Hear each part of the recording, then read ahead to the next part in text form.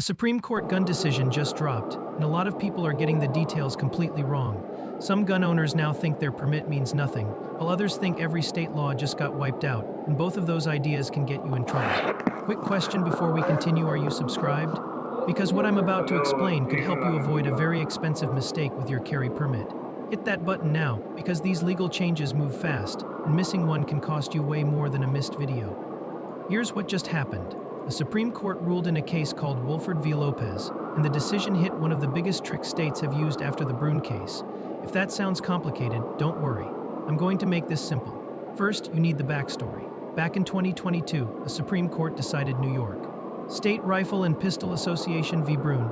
That case said New York could not force regular people to prove some special reason before getting permission to carry a handgun in public. In simple words, the state could not say, self-defense is not enough. You need an extra special excuse. The court rejected that idea. That mattered because it changed the map across America. Before Bruen, some states had what people call may issue systems. That means the government had a lot of power to say yes or no, even if you were a law-abiding person. After Bruen, those states had to stop treating carry permits like a special favor. They had to move closer to objective rules. Objective rules are the key phrase here. Think age, background checks, fingerprints, training, and other clear boxes you either meet or do not meet. The Supreme Court made it clear that this kind of permit system can still exist. So right away, let's kill the biggest rumor. This new ruling did not erase permit laws in all 50 states. Your permit did not suddenly vanish overnight. If your state requires a permit, it probably still requires a permit. But here's the crazy part. After Bruen, some states did not just give up. Instead, they changed tactics. They said, fine, maybe we can't block permits the old way, but we can make it nearly impossible to carry anywhere that matters.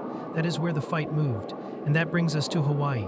After Bruen, Hawaii passed a law that said if you had a concealed carry permit, you still could not carry on private property open to the public. Unless the owner gave express permission, read that again in plain English.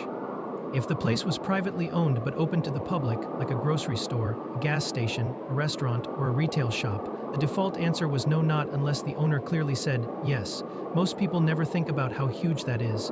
Have you ever wondered how much of your daily life happens on private property open to the public? A lot of it. You buy gas there, you buy food there, you stop for coffee there, you meet friends there, you pick up medicine there. So if the default rule is no carry unless the owner says yes, then the state has not technically banned carry everywhere, but in real life it has made lawful carry almost useless in a big part of normal life. That is exactly why this case mattered so much. The Supreme Court looked at that rule and said, no, the court held that Hawaii could not make lawful carry on private property open to the public automatically illegal unless the owner gave express permission first. In other words, the government cannot flip the default against the permit holder in that way. Now, this is where it gets interesting. The court did not say private business owners lose control of their property. That is important. If a store owner wants to ban firearms, that owner can still do that under the law. A restaurant can post a sign. A business can tell you not to enter while armed. A private owner can set rules for that property.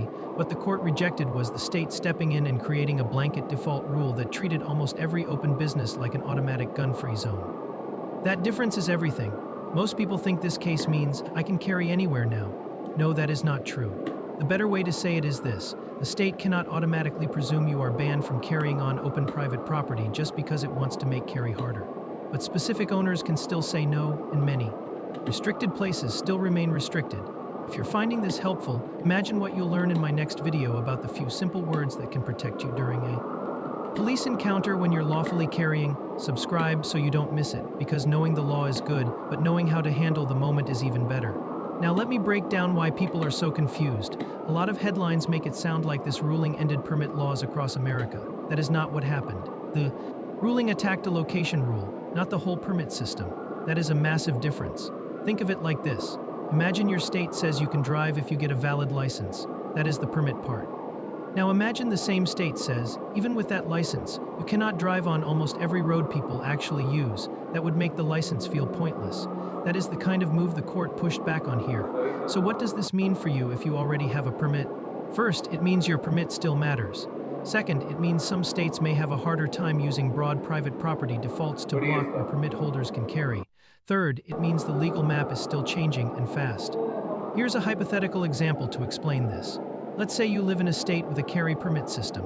You pass the background check, you take the training, you get your permit. One day, you stop at a convenience store that is privately owned but open to the public. Under a Hawaii-style rule, the default could have been that you were breaking the law unless the owner had clearly said yes to firearms under the Supreme Court's ruling in Wolford. That kind of blanket default rule is now in serious trouble. But wait, there's something even more important. This case sits on top of Bruen, and Bruen still controls a lot of the legal fight. Bruen said the government has to show a historical tradition for the kind of gun restriction it wants to defend. That is why states have been scrambling. Some are trying to defend restrictions as old traditions. Some are expanding lists of so-called sensitive places. Some are losing those arguments. Some are partly winning them. And that leads to the next question. What laws can states still defend? Quite a few, at least for now. The Supreme Court did not wipe out long-standing bans on carrying in places like schools and government buildings. Courts are still upholding many sensitive place restrictions in different cases. So if someone tells you, bro, this means I can carry literally anywhere now, that person is setting you up for a bad day. Now, quick legal note, this is educational information, not legal advice. Always consult an attorney for your specific situation.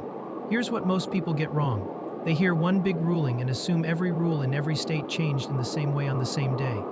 That is not how this works. Supreme Court rulings set the big rule. Then lower courts, state officials, law enforcement, and lawmakers fight over what that big rule means in real life. And we already saw that fight in Maryland. In a similar case called Kipke v. Moore, the Fourth Circuit struck down Maryland's private property default ban for places open to the public. But that same court still upheld many other location restrictions, including places like government buildings, public transportation, school grounds, healthcare facilities, museums, places selling alcohol, and some entertainment spots. So the message is not all limits are dead. The message is states cannot just slap a giant no carry default over ordinary public life and call it constitutional. Hey, 73% of people watching right now aren't subscribed. Don't be part of that group. Join the gun owners who stay ahead of legal changes instead of finding out after the fact. Click subscribe because these updates are not just interesting, they can shape what you do the next time you leave your house with your permit. Now let me tell you why this shocked so many people. It exposed the real battlefield after Bruen. The fight is no longer just about whether you can get a permit. The fight is about whether the permit means anything once you have it. That is the part nobody's talking about enough. A state can say, sure, we'll give you a permit, but if that same state says you cannot carry in stores, cannot carry in restaurants, cannot carry near events, cannot carry on transit, cannot carry in parks, cannot carry in half the places people actually go, then your so-called right starts looking more like a paper trophy. When I found that out years ago in these post-Bruen cases, I couldn't believe how obvious the strategy was. Keep the permit system, but drain the usefulness out of it. That is why Wolford matters. It tells states there is a line they cannot cross. But don't make this mistake. Do not walk away from this video thinking the line is always clear. It is not. Some states may rewrite their laws. Some will try narrower restrictions. Some cases are still moving through lower courts, and some police officers on the street may not know the latest court ruling the same day you do. That means you need caution, not bravado. Imagine you are traveling. You have a valid permit from your home state. Maybe your state has reciprocity with another state. You stop for gas, then food, then a hotel check-in. You may assume your permit covers you the whole way, but that can be dangerous thinking. Why? Because permit rules, reciprocity rules, duty to inform rules, posted sign rules, and location bans can all change from one state line to the next. Most people think their biggest risk is the permit application. Sometimes the bigger risk is the moment after approval. It is the traffic stop. It is the posted sign you did not see. It is the bar area inside a restaurant. It is the public event a block away. It is the I thought this was allowed here moment. That is where people get burned. So here are the 3 practical takeaways. First, do not believe viral posts claiming the Supreme Court ended all permit laws. That is false. Second, if your state uses a broad private property default ban for places open to the public, that kind of rule is now in serious constitutional trouble after Wolford T. Third, you still need to know your own state's carry law, the exact places your state restricts, and whether private businesses can ban carry by sign or direct notice. Now, this is where it gets personal. If you carry for self-defense, you do not get the luxury of being sloppy. One wrong assumption can turn a normal day into charges, court dates, legal fees, and possibly losing your gun rights entirely. That is why I always say this channel is not about panic, it is about clarity. And here is one more thing that matters. This ruling may encourage new lawsuits in other states. If lawmakers copied the same private property trick, those laws could now face stronger challenges. That means what happened in Hawaii may not stay in Hawaii. It could ripple outward, not because every law instantly falls, but because courts now have a fresh Supreme Court decision telling them where at least one major line is. Laws change fast, really fast. Subscribe now so you're not caught off guard when the next ruling drops, because the next big fight will not just be about permits.